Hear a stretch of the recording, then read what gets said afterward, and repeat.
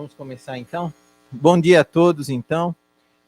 Nós vamos iniciar mais uma reunião da disciplina de Urologia. Hoje, dia 16 de março, será coordenada pelo professor Carlos D'Ancona. Professor Carlos. Bom dia, obrigado, Cássio, pelo convite para organizar essa reunião. E nessa reunião teremos, no último caso, um caso sobre segunda opinião. Então, temos vários professores entrando na sala para depois discutir esse caso. Mas vamos começar com os casos habituais, comuns que nós temos aqui na enfermaria e no nosso ambulatório. Então, a Natália, nosso R5 da urologia, vai dar início à apresentação dos casos. Bom dia, Bom dia a todos. Deixa eu compartilhar minha tela aqui com vocês.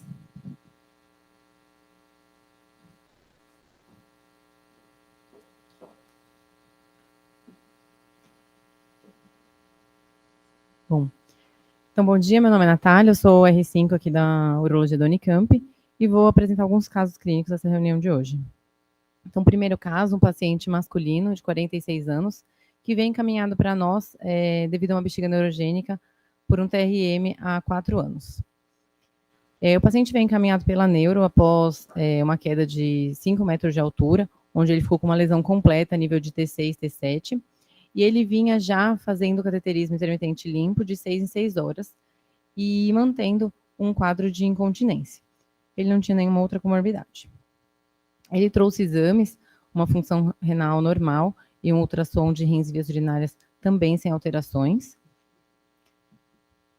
E já nesse primeiro momento, devido a essa queixa que ele tinha de muitas perdas ainda urinárias, a gente aumentou a frequência do cateterismo que ele estava fazendo e introduziu a oxibutinina e pediu uma urodinâmica.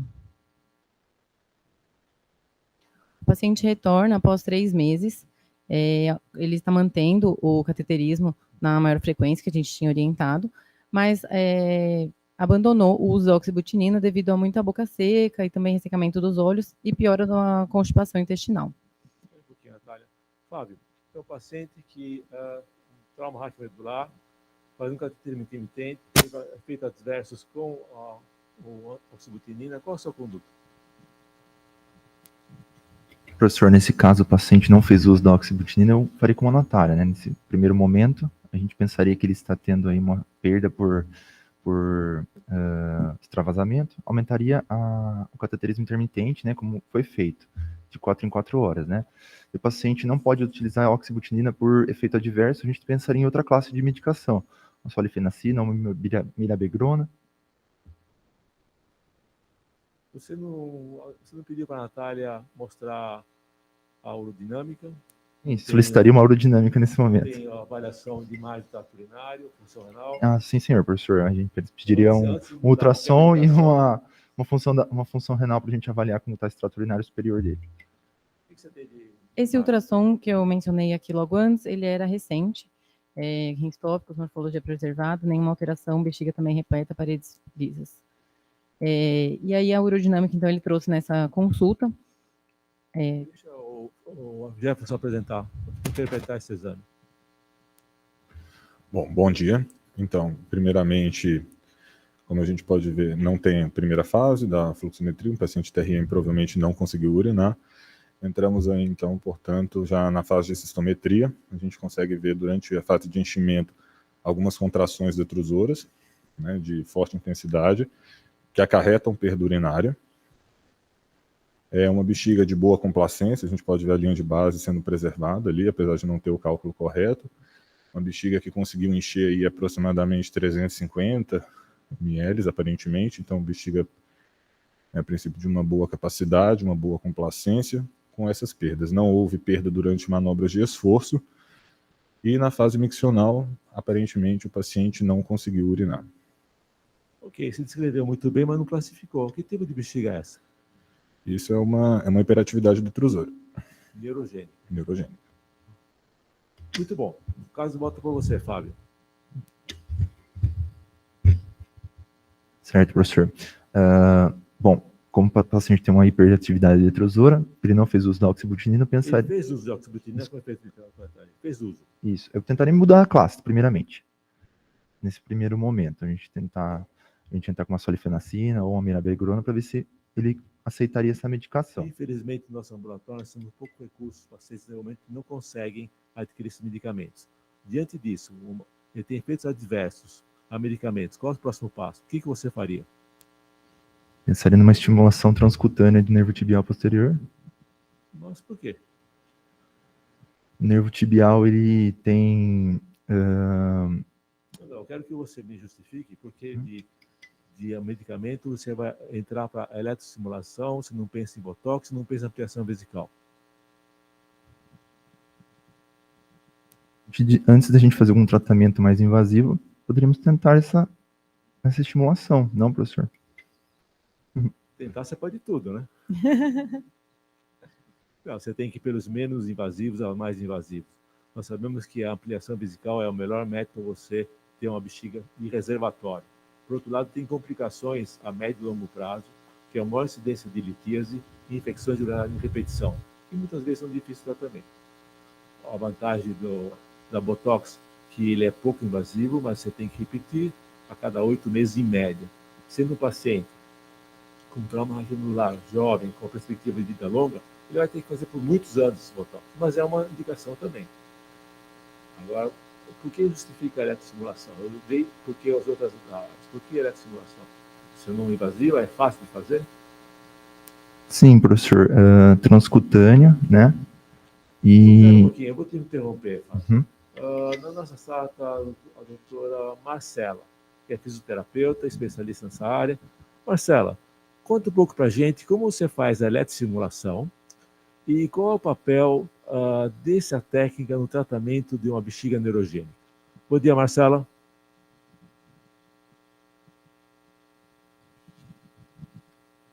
Doutora Marcela Bardim, ela... Comecei a dar meus bons dias aqui sem o microfone, né? Genial para 7h30 da manhã.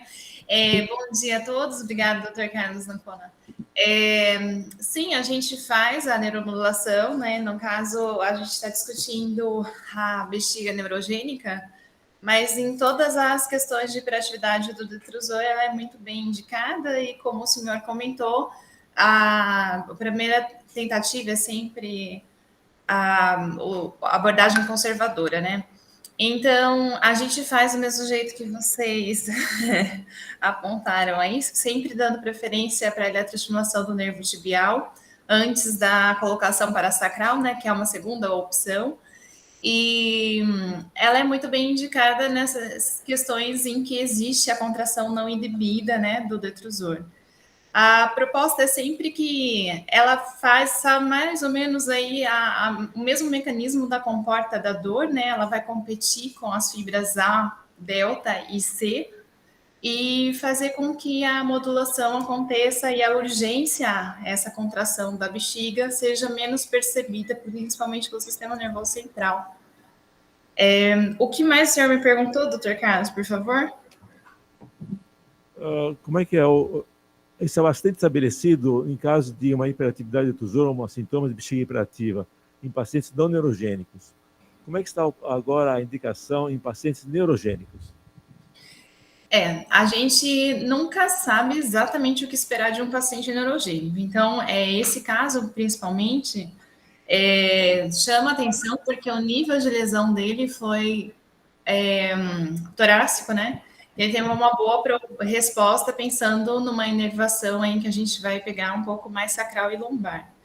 Então, apesar de ser apresentada aí como uma lesão total, a gente percebe que existe uma resposta do sistema nervoso como se fosse uma lesão, na verdade, que ainda tem alguma resposta, né, da neuromodulação.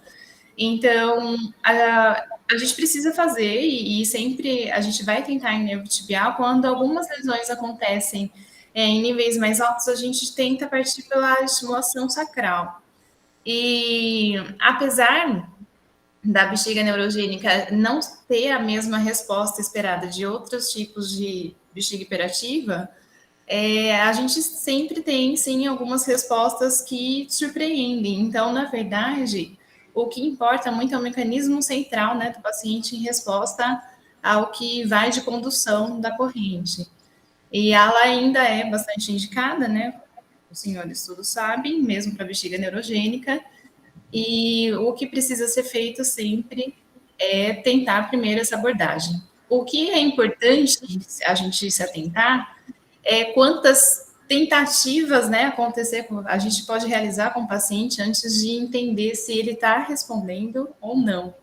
Então, por exemplo, quando a gente começa a eletroestimulação para neuromodulação vesical com um paciente com bexiga neurogênica, a gente sabe que não adianta existir muito mais que 6 sessões se ele não deu nenhuma resposta ainda para melhora, por exemplo, de frequência urinária ou alguns tipos de perdas. Ok, Marcela, vamos ver. A Natália quer apresentar os resultados. Mostra um pouquinho como é que você fez e o que você apresentou. Sim.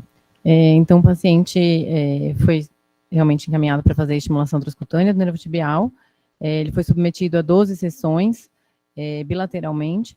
As sessões eram feitas uma vez por semana durante 30 minutos, de acordo aí com a tolerabilidade do paciente, também a intensidade. E o paciente retornou, então, satisfeito depois dessas 12 sessões, fazendo o cateterismo de 6 em 6 horas, sem necessidade de nenhuma medicação e sem perdas. E ele foi feita uma urodinâmica após o tratamento, que a gente vê uma melhora bem significativa aí do padrão. Embora na outra ali, o Jefferson comentou que a gente chegou a infundir 300 ml, mas a capacidade estométrica dele era em torno de 200 ml, porque depois ele já começava a ter perdas bem significativas. E aqui já uma capacidade estométrica de 400 ml, já praticamente... Ok, Fábio, você está satisfeito com o tratamento? Contrações. Satisfeito, professor.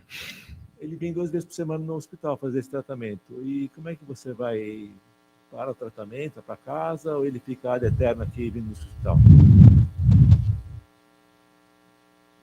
E aí? Essa parte eu já não vou saber fazer como que funciona, vou saber dizer como funciona o tratamento da parte da eletroestimulação, quanto tempo que a gente faz. Então, Marcela, ajuda a gente. Você vai dar o aparelho para ele ficar em casa fazendo sozinho, ou você vai fazer implante e estimulação, um implante de eletrodos? Fale um pouquinho mais sobre os implantes. Bom, a gente gosta de um conservador, então os implantes não são muito para fisioterapia, mas a gente entende que na bexiga neurogênica ele precisa ficar com esse aliado, né? Então, na nível de sistema de serviço público, né, doutor, a gente tem quando tem essa possibilidade, sem dúvida alguma, ela é muito interessante. Não daria o aparelho para esse paciente ficar para sempre fazendo em casa. Eu acho que se pudesse existir a possibilidade do implante para bexiga neurogênica, seria muito interessante. Mas no consultório a gente pede para eles comprarem o aparelho e aplicar em casa, para não ficarem vindo no consultório só para isso. Muito bom. Alguma pergunta? Marcela, esse caso aí, ele teve uma evolução que não foi usual, porque neurogênico, não se esperaria uma boa resposta à estimulação transcutânea, ainda mais transcutânea. Queria perguntar para você, já que nós estamos expandindo aí essas indicações de eletroestimulação para casos mais limítrofes como esse, como você regularia a frequência e a intensidade da corrente em comparação, os parâmetros da eletroestimulação em comparação a um paciente não neurogênico com bexiga hiperativa? Ótima pergunta, doutor Cássio. Em literatura científica, né, comparando, a gente ainda tem uma janela terapêutica aí um pouco abrangente. E a gente ainda usa os 200 milissegundos, né, de largura de pulso e 10 de frequência em hertz para tibial, e a gente aumenta para 700 milissegundos quando a proposta é utilizar em alguma situação mais profunda, por exemplo, para sacral. Mas a gente ainda não muda os parâmetros da bexiga neurogênica para a bexiga não neurogênica, né, mais hiperativa por outra fisiopatologia, quando a eletroestimulação é transcutânea. Então, é uma proposta a se pensar, provavelmente carente, né, de trabalhos científicos, mas na fisioterapia a gente não tem indicações de mudar o tipo de corrente por isso. Eu acho que esse caso é interessante, que vem ilustrar que a eletroestimulação, a eletromodulação são uma técnica que vai cada vez mais entrar nas nossas práticas médicas, não só em bexiga neurogênica, em várias outras doenças e disfunções. Estão sendo desenvolvidos eletrodos implantáveis, cada vez baixando o custo, e a gente vai ter que se conviver com essas novas tecnologias. Onde observa que esse caso foi um caso que teve uma resposta muito boa. Inclusive, isso aqui é a tese do Ivan, que está fazendo junto com a Janaína, que é junto com o Cliquet, para desenvolver como é a resposta desses pacientes com trauma raquimedular com essa estimulação. Esse paciente tem uma resposta brilhante, isso nós temos que ver. Talvez nós temos que incorporar no nosso arsenal terapêutico essas novas ideias. Eu queria agradecer muito à doutora Marcela por vir contribuir, trazer seu conhecimento sobre a fisioterapia e eletroestimulação. Queria passar para o próximo caso, Natália. Eu que agradeço. O João quer fazer uma pergunta? Isso é uma dúvida em relação ao que vai ser implantado. Se o paciente fizer um implante para fazer estimulação, ele teria o mesmo problema em relação à ressonância do que o do neuroestimulador sacral? Os novos eletrodos são feitos de material que não é detectado pela ressonância magnética, então você pode fazer a ressonância. E alguns estudos têm mostrado que a ressonância aquece muito pouco os eletrodos e tem pouca lesão neurogênica. E por ser um implante implantável no maléolo, próximo ao maléolo, é bem distante do foco se você fizer uma ressonância abdominal. Então é muito pouco contraindicado uma ressonância abdominal ou cerebral. Bom, o próximo caso é uma paciente feminina de 44 anos que vem ao pronto-socorro com uma queixa de uma dor abdominal já há 15 dias. Ela refere que foi submetida a uma esterectomia devido a uma miomatose há um mês atrás. E nos últimos 15 dias ela evoluiu com uma dor abdominal em piora, progressiva, difusa, sem nenhuma alteração de trato urinário, de hábito intestinal urinário. No exame físico, ela tinha um abdômen doloroso, difusamente a palpação, sem sinal de peritonite. Muito bom, André. É um caso do dia a dia. Paciente operada, vem com pronto-socorro, queixando de dor. Você classifica ela como uma queixosa, uma paciente chata, ou você faz alguma coisa diferente? Não, começar uma investigação básica. O que é investigação básica? Preciso ver qual a origem dessa dor. Se o exame físico não conseguiu me responder, eu posso partir para algum exame laboratorial. Vou pedir uma urina 1, um hemograma, para ver se tem alguma alteração, para eu prosseguir a minha investigação com método de imagem ou não. Veja bem, a paciente vem no pronto-socorro. Aqui na Unicamp, sabendo que para chegar no pronto-socorro na Unicamp não é fácil. Ela não está passeando aqui, hoje não tem nada que fazer, eu caí no pronto-socorro, ver como é que está o meu médico lá, se está tudo bem. Você vai fazer um exame de urina? Você não acha que é muito básico demais? Vou perguntar para outro. João, a paciente falou com o André, está insatisfeita porque o básico do exame de urina, ela continua com dor após o exame de urina. Eu acho que o que o André falou está certo, a gente tem que fazer uma investigação inicial com exames laboratoriais, porém, após sair esse resultado, já tem que pedir um exame de imagem. Uma paciente pós-operatório com uma dor abdominal inespecífica, então acho que uma tomografia de abdômen com contraste vai ajudar a gente no diagnóstico. Acho que os dois têm que ser solicitados. Veja bem, você tem uma história, paciente que foi operado, não tinha nada antes, ela vem com sintomas, com dor há 15 dias, você acha que é indicado fazer um exame? Vai fazer o exame de hemograma, lógico, Sim. Mas não é suficiente. Esse básico não é exame laboratorial. No mínimo, exame de imagem. Não dá para sair sem isso. Veja, ela tem um antecedente cirúrgico há 30 dias, está com quadro de dor abdominal, tem que se afastar um abdômen agudo inflamatório, tardio, né? Pelo aspecto da palpação abdominal aí, ela está com... a Natália não descreveu mais detalhes, mas ela está evacuando? Ela está evacuando, urinando também dentro do habitual, sem nenhuma alteração, não tem Jordano. Ela tinha uma dor realmente importante a palpação, embora ela não tivesse peritonite, mas ela tinha ali um pouco de... Você via que realmente ela tinha quase ali uma defesa. Então, tem que se afastar um abdômen agudo inflamatório, desde um corpo estranho, eventualmente, por que não, né? Até alguma outra situação. Tem que fazer exame de imagem, o melhor exame nessa situação é a tomografia. E após uma esterectomia, a gente não sabe como é que foi feito, a gente sempre tem que pensar, talvez, uma lesão vesical, que geralmente não é, senão daria uma fístula, ou uma lesão ureteral. Isso foi solicitado para ela, claro, foram pedidos exames de sangue laboratoriais também, sem nenhuma alteração muito significativa, e foi feita uma tomografia de abdômen.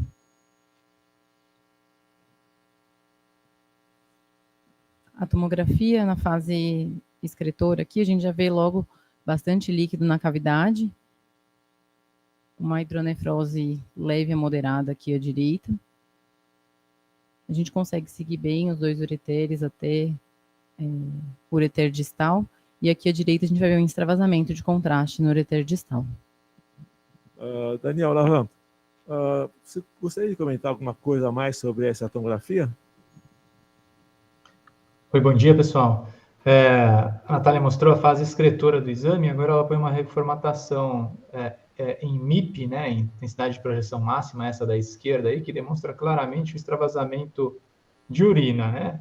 O contraste nesta fase do exame está concentrado aí nas vias urinárias, então a gente vê, se você puder até apontar, Natália, ali na reformatação, isso, esse é o meio de contraste sendo extravasado. Se você voltar para o vídeo, tem outros detalhes ali na tomografia que permitem que a gente identifique aí, que claro que já era esperado, né, que todo esse líquido livre intraperitoneal correspondesse à urina, e é o que a gente vê na pelve, né, esse meio de contraste aí difundindo, ó, se der uma pausa aí, se difundindo ali para a cavidade peritoneal, no recesso posterior. Então, se puder apontar o líquido livre no recesso posterior, Natália, todo denso, a mais para trás. Isso. Denso, né? Então, é meio de contraste. Então, tem realmente uma lesão. Nesse vídeo aí, rapidamente, fica difícil a gente ter certeza, mas me parece uma lesão pontiforme. Vai mais um quadro ou 2 quadros, Natália?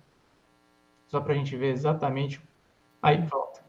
É uma lesão pontiforme ali do aspecto medial, exatamente, do aspecto medial do ureter distal direito, né? Muito próximo da junção uretero-vesical. Imagino que entre 2 e 4 centímetros da junção uretero-vesical. Então, Daniel, é uma lesão parcial do ureter. Lesão parcial do terço distal do ureter direito. Perfeito. Jefferson, conduta. Bom, nesse caso, a gente vai ter que fazer, por ser uma lesão distal, um reimplante ureteral, que se a gente conseguir... Oi? Ah, tá. Beleza. Então, como é uma lesão distal do ureter, provavelmente nós vamos ter que fazer um reimplante ureteral, podendo ou não ter que fazer uma bexiga psoica para poder alcançar a região de lesão. Léo, existe possibilidade de fazer uma cirurgia minimamente invasiva? Sim, eu diria que nesse caso iria desde passar um duplo J até um reimplante. Eu iniciaria pela tentativa de uma abordagem minimamente invasiva, endoscópica, para entender as chances de a gente resolver sem uma abordagem mais agressiva, né? Vamos dizer assim. Embora mesmo o reimplante possa ser feito por videolaparoscopia. Então, eu acho que não deve ir direto para reimplante sem uma tentativa endoscópica. Ok. Com a informação que tem uma lesão parcial do ureter, a primeira tentativa seria o do passagem duplo J. E como é que foi? Bom, nesse caso, a gente foi realmente para um reimplante ureteral com uma bexiga psoica. Espera um pouquinho. Cássio, a minimamente invasiva não passa pela... Isso é muito da avaliação no momento, porque o mecanismo de lesão aí é uma isquemia, certo? Após aí a esterectomia, e a probabilidade de ele evoluir com uma estenose ureteral após a passagem só do duplo J é grande. E ele tinha toda essa urina no abdômen que precisaria ser drenada. Então, se não fosse fazer isso, ela tem sinais de irritação peritoneal, provavelmente ia ter que fazer uma punção para esvaziar todo esse conteúdo, para evitar a absedação. Então, eu acho que, avaliando o caso em particular, acho que um reimplante ureteral estaria bem indicado. Não, o reimplante sempre vai bem, né? Ainda mais bexiga psoica. Mas, assim, você tentaria, nesse caso, um minimamente invasivo, ou depende da etiologia, você acha que esse ureter vai dar problema, é melhor resolver em uma única tacada? nível de evidência é muito baixo para esse tipo de situação, mas eu acho que numa situação de fístula vésico-vaginal, passar um catéter duplo J e ver se a fístula fecha, uretero-vaginal, perdão, passar um catéter duplo J e ver se a fístula fecha, é uma indicação mais voltada aí a essas manobras minimamente invasivas do que uma situação de ter envolvimento peritoneal. Muito bom. Carlos, Fala, Samuel. tudo bem aí? Diga. Eu acho que esse caso eu faria a primeira opção, passagem de duplo J. Eu acho que é uma lesão parcial.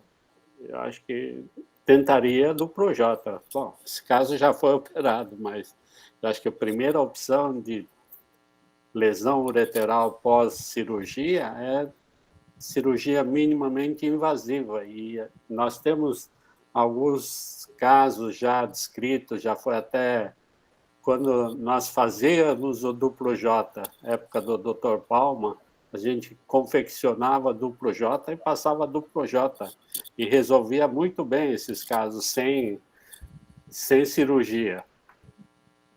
Eu concordo, Samuel, mas talvez, como o Cássio falou, as condições da paciente no dia, talvez desse possível uma peritonite, justificasse uma cirurgia um pouco mais agressiva. Mas é importante lembrar que as possibilidades terapêuticas a gente vai escolher conforme as condições clínicas do paciente. Muito bom. Mostra um pouquinho como é que você fez a cirurgia. Nesse caso, só para... Foi por videolaparoscopia. Nesse caso, só para complementar, a gente até tentou passar um catéter duplo J, mesmo considerando que ele nos ajudaria até a localizar o ureter durante a cirurgia, mas a gente não conseguiu subir o catéter. E também a gente considerou isso, que de alguma forma a gente ia precisar abordar esse abdômen com toda essa quantidade de urina livre que ela tinha na cavidade. Foi feita a cirurgia videolaparoscópica.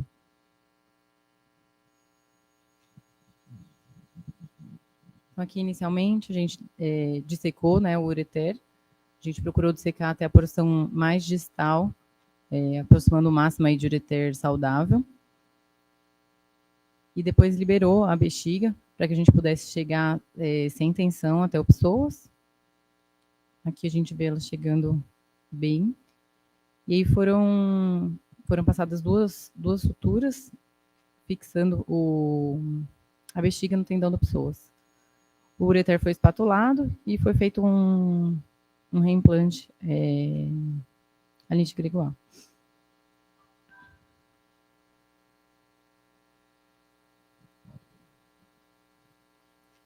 Fui eu, o André, o Dr. Lucas. E a gente passou um duplo J, 6 French.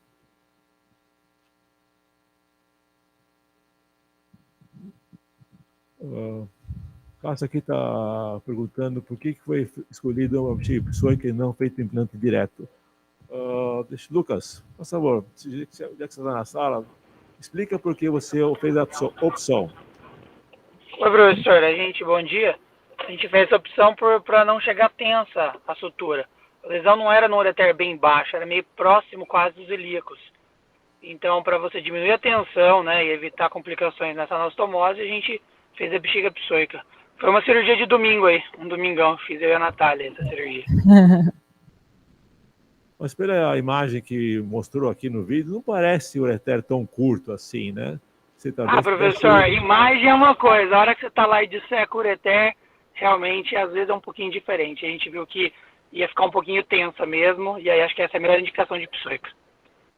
Ótimo. Tá bom. Apesar na tomografia ser bem distal, né, mas acho que ficou um processo inflamatório ali na região que a gente não... realmente a incisão ali no ureter acabou sendo não tão distal assim como a gente esperaria na tomografia. Lucas, vamos aproveitar você. Paciente com processo inflamatório, não sei como é que está o hemograma, mas processo inflamatório devido à urina na cavidade. Você fazer uma cirurgia por videolaparoscopia não poderia piorar se fosse um quadro infeccioso? Você tem algum cuidado específico nesse caso? Você pode...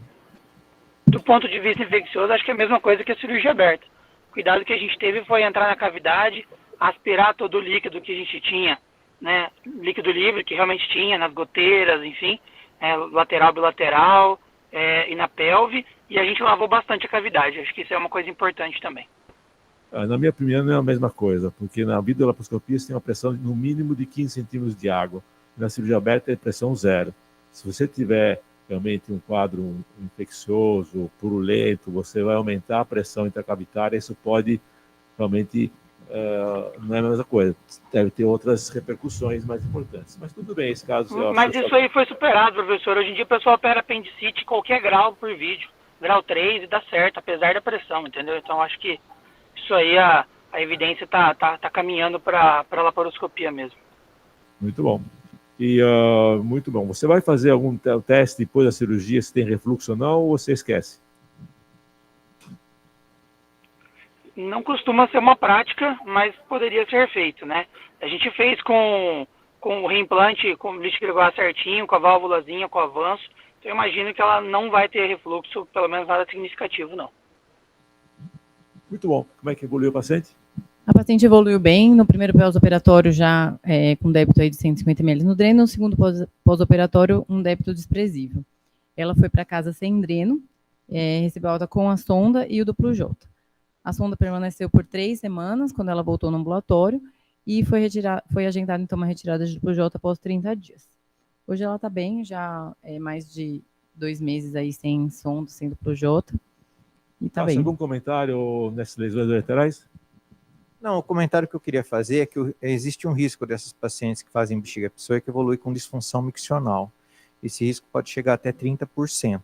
Então tem que ser atentado também no segmento pós-operatório desses pacientes, esse risco. Geralmente hiperatividade, né? Porque você distorce a anatomia. Algum dado a mais desse caso? Deste caso, não. Bom. Então, passar para a segunda parte da reunião, que é sobre segunda opinião. Cada vez mais temos recebido pacientes que é uma segunda opinião, uma outra opinião, está na dúvida da indicação que o colega fez, e muitas vezes nossos pacientes procuram outro colega para ter uma segunda opinião. Então, vamos lá. Qual o caso que você vai apresentar? Então, vamos lá. Um paciente masculino de 72 anos que veio procurar uma segunda opinião devido a um diagnóstico recente de neoplasia de próstata. O paciente vem na consulta acompanhado pelo filho, trazendo uma porção de exames que ele já tinha feito, e refere um diagnóstico incidental de uma neoplasia de próstata. Ele fala que fazia segmento anual com PSA e exame digital da próstata, nunca tinha tido nenhuma alteração, e aí ele estava fazendo uma ressonância, na verdade, para uma investigação de uma fístula perianal, onde foi diagnosticada uma neoplasia. Ele não tinha nenhuma comorbidade, e nessa consulta foi feito um exame digital da próstata, onde tinha uma próstata de 30 gramas, fibra elástica, sem nódulos palpáveis. E ele trouxe o último PSA dele, com PSA de 3,5. E a ressonância. Doutor Daniel, podia comentar a ressonância magnética? Quer dizer que esse paciente fez uma ressonância devido às fístulas perianais. E isso foi um achado de exame. Exatamente. Então, foi um protocolo dirigido para avaliação perianal. A gente sabe, né? Vocês sabem que a ressonância magnética não é como a tomografia que a gente faz uma aquisição de todo um volume do segmento corpóreo e aí, dependendo da fase do estudo, a gente consegue avaliar, de certa forma, todos os órgãos. Na ressonância, a gente sempre faz um estudo dirigido, né, para a queixa clínica. Nesse caso, era a fístula perianal e aqui, nessas imagens, estão demonstradas ele tinha uma fístula complexa, com mais de um trajeto, uma fístula interesfincteriana, que dissecava aí músculo esfíncter externo distalmente.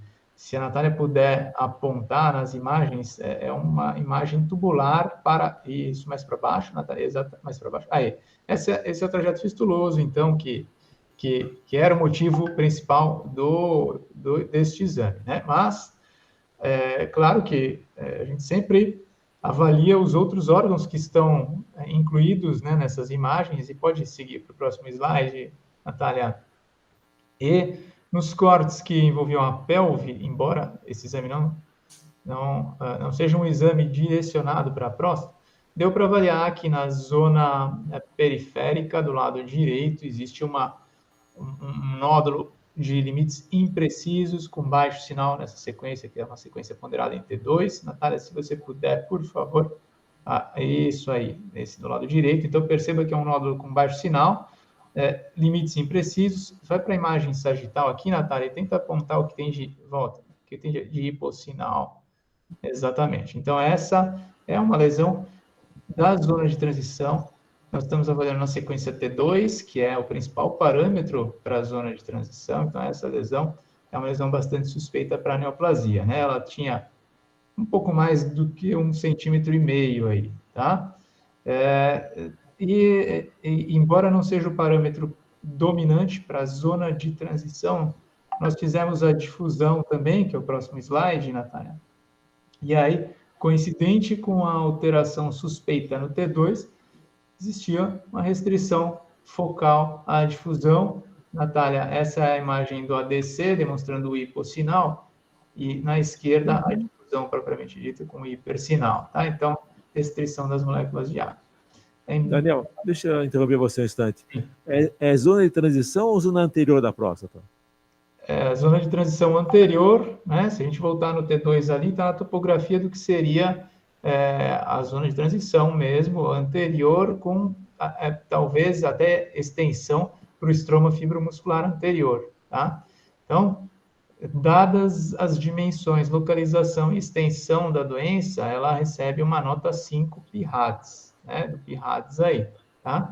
A gente não fez, mais uma vez, não era um exame dedicado para a próstata, mas com essas imagens a gente pode assegurar que existe uma lesão muito suspeita para neoplasia, PIRADS 5. Tá? Muito bom. 1,7 centímetros, PIRADS 5.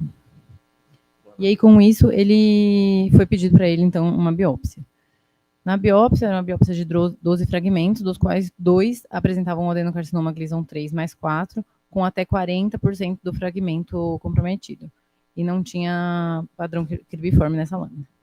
Professor Attanasi, essas lesões anteriores são de pior prognóstico ou é igual a uma lesões mais comuns que são na zona periférica? Professor Attanasi? Sim, eu estou ouvindo o Carlos. É que, em geral, o carcinoma de zona de transição, né, geralmente tem um Gleason mais baixo. Então, teoricamente, seria de melhor prognóstico, né? Mas não necessariamente. Aí, no caso, é uma lesão extensa, né, como foi descrita. Não é muito, é de 1 centímetro e pouco. Se considera como uma lesão, vamos supor, quanto ao volume tumoral, volumes de 1 centímetro e pouco, é um volume significativo? Quando é que a gente considera uma doença mínima? Pela biópsia seria mínima, né? Essa biópsia, o Gleason 3+4 é o grupo 2, né, de prognóstico. Né? Ele é considerado um grupo intermediário de risco. E quando a gente tem esse grupo, é importante que a biópsia seja informativa no sentido se é uma biópsia que está mostrando um grupo prognóstico intermediário favorável ou desfavorável. E quais são esses critérios? Seria, por exemplo, o número de fragmentos. Aí, no caso, são 2, né? Seria talvez o limite máximo para que seja um intermediário favorável. Outro parâmetro seria quanto representa o grau 4 nessa extensão de 40% do fragmento. Isso é importante que seja informado na biópsia, e aqui não está sendo. Por exemplo, esse 4, nesses 40%, pode ser algo mínimo, menos de 10%. Então, poderia ser enquadrado dentro também de um intermediário favorável. A outra coisa é também a biópsia, é importante que cada fragmento, por exemplo, esses 40% é de um fragmento com 0,9 ou com um fragmento com 2. Porque se for de um fragmento de 0,9, esses 40% estão sendo muito superestimados, né? Não corresponde realmente. E a outra seria a questão da presença do padrão cribriforme, que aqui está sendo dito que ele está ausente, né? Então, veja, o que está faltando aí, para eu poder caracterizar como sendo intermediário favorável ou desfavorável, é o quanto que esse grau 4 representa no fragmento, né? Quer dizer, naquela porção que tem o adenocarcinoma. Então, não dá para a gente avaliar nesse sentido. Ficaríamos só de que é de risco intermediário essa biópsia. Ok, professor Atanásio, muito obrigado. Então, João, veio um paciente para você que a queixa dele era uma fístula fetal, anal, e agora ele vem com o diagnóstico de adenocarcinoma com essas características. Qual a sua conduta? Qual o PSA desse paciente? 3,5. Ele, como o professor falou, ele foge um pouco dos critérios de vigilância ativa, que seria ter um 3+3, 2 fragmentos menor que 50%. O que o professor Atanásio falou é que a gente poderia classificar alguns critérios expandidos para vigilância ativa a ver qual a vontade do paciente. O que você procura para o paciente? Depende do que ele está querendo no momento, professor. Se tivesse menor que 10% de PIR de Gleason 4 na amostra, eu poderia propor para ele ou tratamento com prostatectomia radical, ou então fazer uma vigilância ativa, repetir ressonância com PSA e repetir essa biópsia até 2 anos. Ok. Você não falou nada sobre radioterapia, então eu gostaria de perguntar para o Dr. Eduardo Baldon, que é nosso radioterapeuta, qual o papel da radioterapia nesse paciente? Eduardo? Bom dia a todos. Desculpa o atraso, tive um probleminha aqui com a conexão. Eu acho que é importante a gente lembrar na discussão dos casos, considerando esse caso como tumor de risco intermediário, o papel da radioterapia, e aí, principalmente para os residentes, a radioterapia ela não é uma opção de tratamento na exclusão da cirurgia, né? Ela é uma opção de tratamento de primeira linha, tal qual a cirurgia. Então, a gente precisa discutir esses casos e expor isso aos pacientes, né? Cada um com suas características, vantagens, desvantagens. Mas esse é um paciente que poderia, sim, ser tratado com radioterapia tranquilamente, com resultados de sobrevida livre de doença, sobrevida global semelhantes à cirurgia. E o que a gente tem que levar em consideração com esse paciente é a presença da fístula, né? A gente tem que lembrar que radioterapia e fístula são coisas que não combinam normalmente. Irradiar uma fístula, ainda que não seja uma contraindicação absoluta, é uma contraindicação importante em relação à radioterapia, em função de fístulas irradiadas normalmente não fecharem mais. Vendo a imagem aqui, pela apresentação que o Dr. Daniel Lahan fez, me parece que a fístula está mais abaixo do que a projeção anatômica da próstata. Então, no planejamento virtual que é feito, a gente consegue excluir a fístula. Então, nesse caso especificamente, ainda que a preferência fosse o tratamento precoce prévio da fístula em relação à radioterapia, o ideal é que esse paciente, caso se opte pela radioterapia, tivesse a fístula tratada previamente, mas dentro do planejamento virtual a gente conseguiria eventualmente excluir essa fístula. Mas o ideal é que esse paciente tivesse a questão da fístula resolvida previamente à radioterapia, tá? Dentro da radioterapia, a gente tem métodos diferentes, né, que vai, hoje, com a técnica mínima sendo a radioterapia tridimensional, passando por IMRT, eventualmente até bracterapia. A bracterapia não tão indicada para esse paciente, a princípio não é uma boa opção, até pela questão da fístula, né? Lembra que a gente entra via perineal para esses pacientes com as agulhas de bracterapia, então mais uma discussão geral, não especificamente em relação a ele, mas em relação a ele, a bracterapia não considero que seria uma boa opção. Mas sim, a radioterapia seria um tratamento indicado para ele como primeira opção, né? Alternativa à cirurgia, dos dois métodos, e na associação com bloqueio hormonal, pelo menos 6 vezes.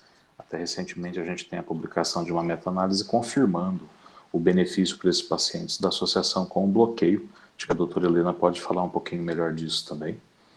Mas sim, seria um paciente que teria indicação, tem como opção de tratamento primário a radioterapia com intenção radical curativa. Ok, Eduardo, muito obrigado. Inclusive, você salientou o problema da fístula, temos que ter um tratamento precoce e a radioterapia. Daniel, você queria fazer uma pergunta? Daniel Lahan? Na realidade, só um comentário, tá? Na verdade, primeira pergunta, essa biópsia foi realizada por fusão de imagens ou não? A gente tem certeza que a amostra vem dessa região? Porque a minha pergunta, na verdade, é porque eu estou um pouco preocupado com a lesão pela ressonância magnética, me parece uma lesão com uma agressividade maior do que a que foi colocada aí na amostra, tá? Então, uma lesão de 1,7 na zona de transição anterior, de margens indistintas e com uma restrição marcada à difusão. É claro que a gente não tem, esse dado não é objetivo, a gente não tem como quantificar isso, mas a subjetividade me faz pensar numa lesão mais agressiva do que um 3+4 em até 40% do fragmento. Então, talvez mude um pouco a discussão. Tá, ok. Só esclarecendo, foi uma biópsia por ultrassom mesmo. Tá, bem salientado, Daniel. Queria perguntar para o Léo. Você repetiria uma ressonância magnética para ver realmente as margens, mais detalhes dessa lesão? Isso mudaria a sua conduta? Na verdade, esse é um caso que a gente tende a ver cada vez mais. Isso aqui é um incidentaloma na próstata, que a gente nunca viu antes, porque não havia imagem com qualidade, com condições de fazer isso. Então, esse é um raciocínio um pouco diferente. Ele tem uma lesão de 1,7 centímetros que se confirmou positiva para neoplasia.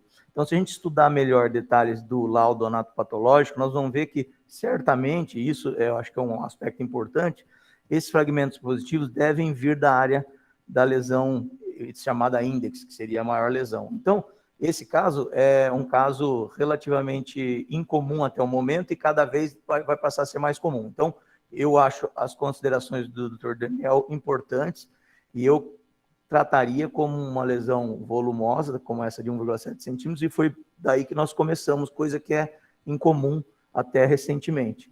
Então, eu consideraria um tumor com esse volume, com essa preocupação e discutiria entre radioterapia e cirurgia conforme a opção do paciente. Não acredito que vá ter ganho adicional de repetir ressonância, nada disso. O que ele poderia fazer, se ele está inseguro na decisão, embora, como já tem informação suficiente de que a doença é relativamente agressiva, é fazer uma avaliação de marcador genético, oncotype, coisa desse tipo, para definir ou incrementar a informação em relação à agressividade dessa lesão. Então, eu seguiria o tratamento. Muito bom. Queria perguntar para a Helena. No passado, você comentava muito sobre qualidade de vida, perspectiva de vida, performance status, e parece que agora ninguém faz mais isso, porque opera todo mundo, ou faz terapia de todo mundo. O paciente tem 72 anos. Qual a perspectiva de vida dele? Exatamente. Vale a pena investir, ou você acha que, por ser uma doença,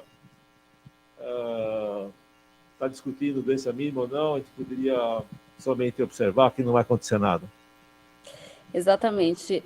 Hoje em dia, a gente tende a qualidade de vida hoje está muito melhor. Então, mesmo esse paciente tem 72 anos, se ele não tiver outras comorbidades, principalmente cardiovasculares importantes, ele pode sim ter uma sobrevida aí maior que 10 anos e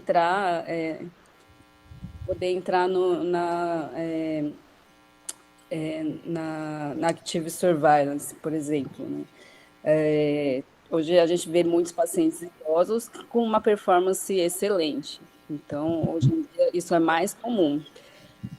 Só complementando o que o Dr. Athanasi falou muito bem, hoje, pelos guidelines da AUA, a ASTRO, que é a Associação Americana de Radioterapia, e a ASCO, que é a Americana de Oncologia, eles classificam o risco intermediário favorável aqueles pacientes que ou têm um PSA entre 10 e 20, ou o Gleason score de 7, ou um T2B, que parece ser o caso desse paciente. Ele tem o Gleason de 7 e, pela imagem, parece ser um T2B, embora ele não classifique por essa ressonância.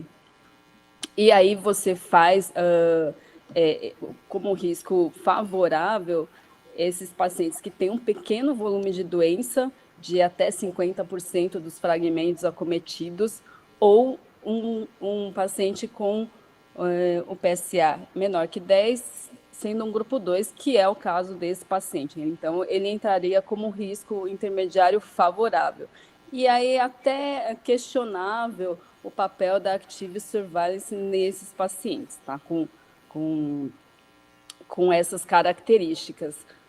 ou pacientes mais idosos que você não tem uma perspectiva de vida maior que 10 anos, mas esse paciente especificamente parece que tem uma perspectiva maior que 10 anos, então até entraria nessa Active Surveillance nessas condições. Mas, pelo que o doutor Daniel falou, eu fico preocupada também e até gostaria de perguntar para vocês se valeria a pena fazer uma rebiópsia dirigida nessa lesão, porque daí, quem sabe, a gente pegaria um fragmento de uma agressividade maior e aí mudaria totalmente esse raciocínio, ele entraria ou para a fila da prostatectomia ou da radioterapia mais bloqueio hormonal por 6 meses. Helena, você está propondo uma rebiópsia, então você está propondo uma Active Surveillance, que faz parte da Active Surveillance. Porque como o doutor Daniel diz que a imagem que não foi dirigida para isso, ela apresenta esses sinais de gravidade, eu fico incomodada de classificar ele como um risco intermediário favorável e, de repente, ele entrar para uma Active Surveillance, sendo que ele poderia ser de um risco alto. Essa é a minha preocupação.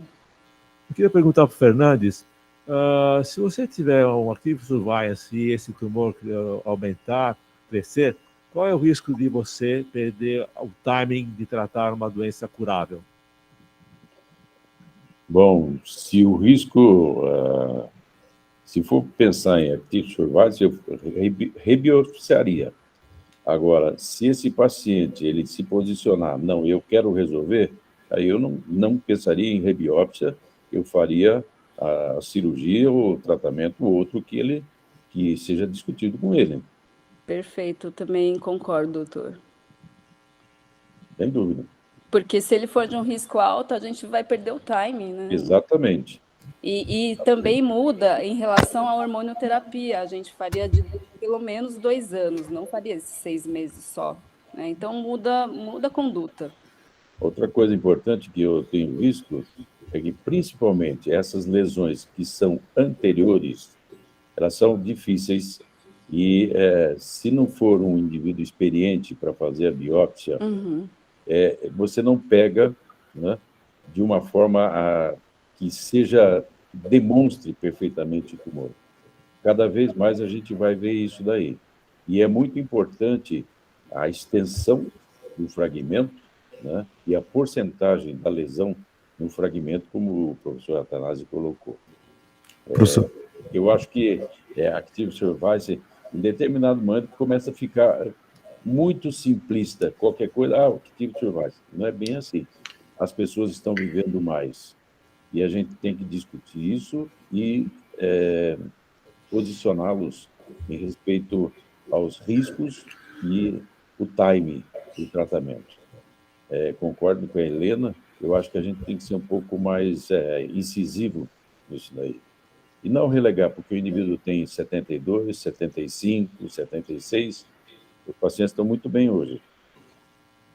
João? Professor Fernandes, o João aqui. O senhor, pensando em Active Surveillance, quando que o senhor faria a rebiópsia? Em 6 meses, 1 ano? Não, eu faria agora a rebiópsia. Tá bom, obrigado. Eu tenho que ter dados mais objetivos, eu tenho que ter segurança para propor essa conduta.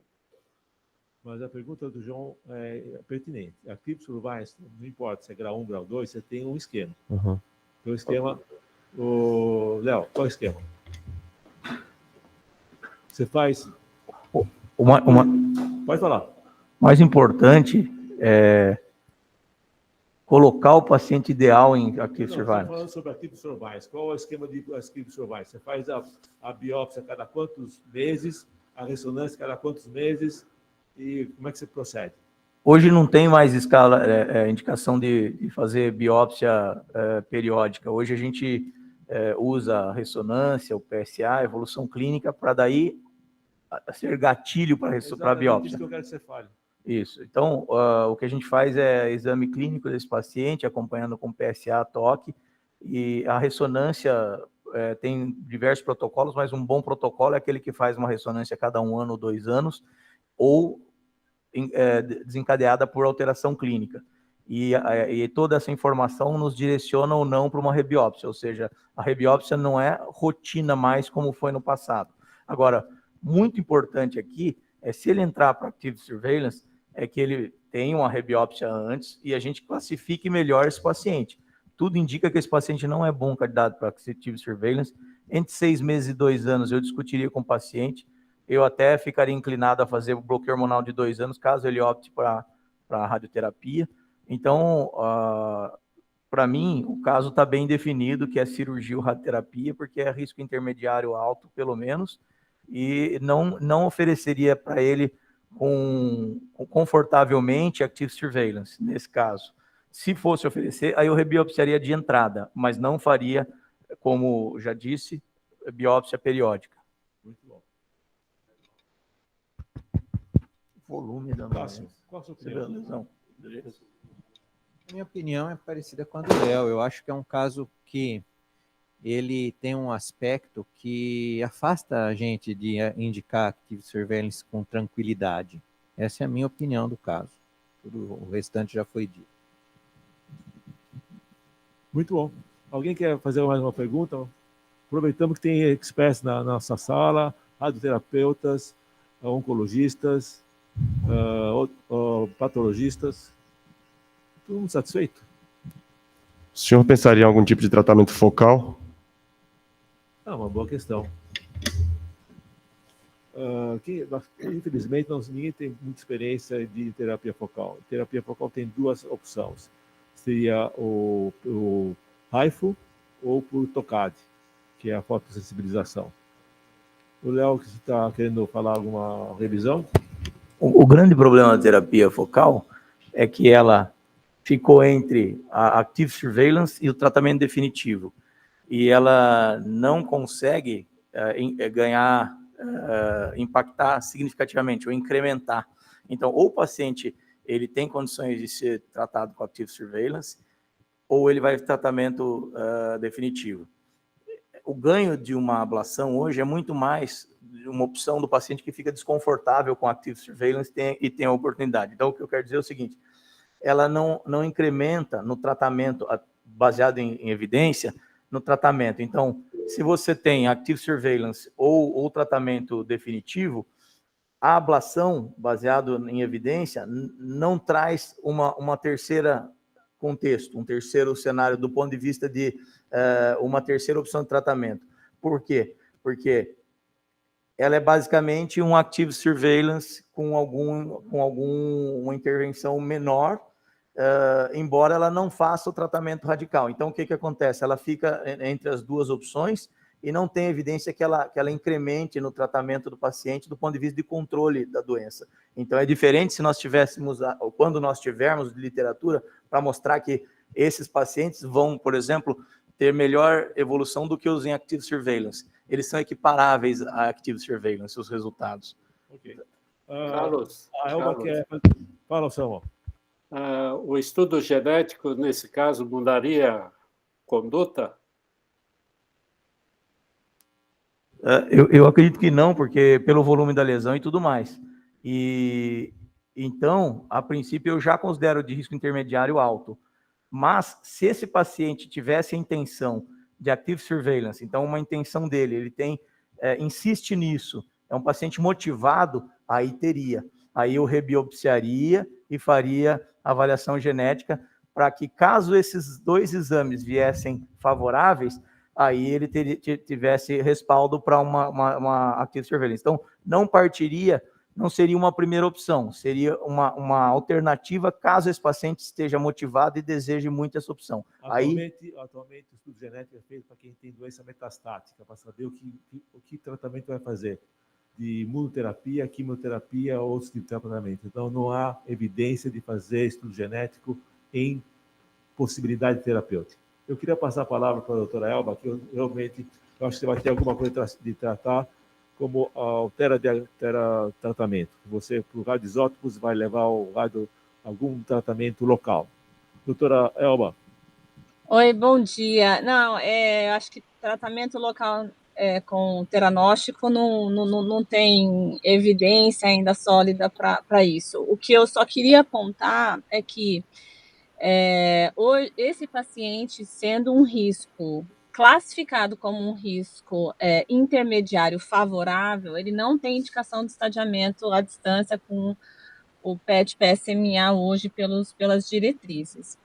O que só me chama a atenção é que o Daniel está incomodado e eu acho que a gente tem que levar muito a sério essa né, já foi discutido isso, mas talvez rebiopsiar, porque se esse paciente for um risco intermediário desfavorável, ele já tem indicação de estadiamento primário com PET-PSMA e isso pode mudar não necessariamente a conduta cirúrgica, mas a conduta sistêmica e a forma de conduzir esse caso daqui para frente. Então, só lembrando isso, né, que é um divisor de águas, o risco intermediário favorável versus desfavorável em relação à indicação do exame. Muito bom. Então, esse caso é interessante que não existe um tratamento definido. O tratamento vai ser em conjunto com o paciente, com as perspectivas dele, com o que ele considera na sua qualidade de vida, no seu perspectiva de vida. É importante lembrar todo esse tipo de tratamento, mas eu acho que a Natália levantou um artigo sobre Active Surveillance em grupo 2, porque não é comum, a gente faz sempre grupo 1 e grupo 2 não é habitual, e eu queria que você mostrasse um pouquinho o que mostra a literatura. Sim, esse artigo publicado no Journal of Urology, agora esse mês, justamente a respeito do Active Surveillance nos pacientes do grupo 2. Então, ele foi feito um estudo prospectivo multicêntrico em 10 centros, onde foram avaliados mais de 1.700 pacientes e foram excluídos pacientes que já tinham mais de 5 anos do diagnóstico de câncer de próstata, pacientes que acabaram sendo submetidos ao tratamento em menos de 6 meses de diagnóstico, e os pacientes que não fizeram as biópsias de segmento regularmente ou pacientes que eram com graus maiores. O protocolo de segmento que eles fizeram foi de um PSA a cada 3 meses, biópsias aos meses 6, 12, 24 e depois disso a cada 2 anos. E os pacientes foram comparados e avaliados quanto aos pacientes que tiveram a reclassificação da biópsia nesse segmento, o tempo que eles levaram até serem tratados, naqueles que passaram para uma decisão de tratamento, pacientes que tiveram uma patologia adversa no resultado da biópsia, aqueles que foram submetidos a uma prostatectomia, e pacientes que tiveram recidiva bioquímica após optado por tratamento. O que eles viram é que a gente teve uma pequena diferença aí no tempo de segmento dos pacientes grupo 1 foi maior do que do grupo 2, e também o tempo que eles conseguiram ficar no segmento ativo antes de serem submetidos a um tratamento que foi maior, em torno de 5 anos, 5,4 anos nos pacientes do grupo 1 e 2,8 anos no grupo 2. E os pacientes que, quando comparados aos pacientes que sofreram reclassificação nessas biópsias de segmento, os pacientes do grupo 1 foram um pouco mais reclassificados, mas isso não teve significância estatística. E os pacientes do grupo 1 foram também menos submetidos a tratamento. Então, 58% dos pacientes que estavam em segmento acabaram optando por tratamento e 34% dos pacientes do grupo 1. O que ele não diferencia aqui nesse estudo é o motivo que levou a ser feito o tratamento. Então, se foi por reclassificação, piora da lesão, ou se foi por inquietude do paciente, desejo dele. O que foi avaliado também, então, a presença de patologia diversa após a prostatectomia no resultado do anátomo para os pacientes que foram submetidos, que também não teve relevância estatística, e os pacientes que tiveram recidiva bioquímica, que tiveram uma curva bem coincidente em ambos os grupos. Então, a conclusão aí do estudo é que é uma opção, sim, para esses pacientes, né? Mas ele coloca algumas considerações, como justamente essa questão de não ter sido diferenciado os motivos pelos quais os pacientes foram tratados, e também o tempo de segmento que eles foram seguidos, talvez um segmento mais longo, a gente poderia ver mais diferenças de recidiva bioquímica ou de metástases, enfim, outros desfechos. E também eu trouxe aqui uma atualização, que é agora do guideline da AUA desse ano, que traz já como atualização para o tratamento do câncer de próstata, ele coloca a opção da Active Surveillance para os pacientes do grupo 1. Aqui ele coloca que podem se encaixar nesse grupo pacientes com até 3 biópsias positivas, envolvendo até 50% dos fragmentos. Mas ele coloca, claro, como um nível de evidência fraco, e também não tem ainda, os estudos que tem são bem divergentes em relação ao protocolo de segmento dos pacientes desse grupo, ainda não é tão bem estabelecido como os pacientes do grupo 1. Justamente a conclusão é essa aí que o Dr. Carlos falou, né, de conversar com o paciente e ponderar as opções. Esse paciente real veio do consultório outra 15 dias atrás e me deu bastante, não dor de cabeça, mas bastante, assim, uma revisão de tudo que está acontecendo, e no fundo você tem que se envolver e tem que dar uma certa, não é só ele passar as informações do paciente, você tem que orientar o paciente.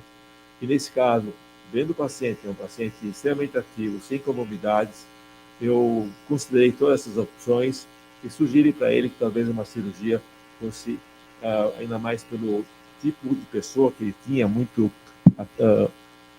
querendo resolver, não quer que aceitou mais fazer uma cirurgia. Então, esse é o fim do caso. Então, tem uma decisão, tudo foi discutido. Então, cada vez mais, nós estamos deparando com esses casos de segunda opinião. Estamos já em cima da... Oi? Não, vai fazer a cirurgia e depois fazer o tratamento da fístula. Queria passar, então, a palavra para o Dr. Cássio Receito, que vai fazer a finalização da reunião.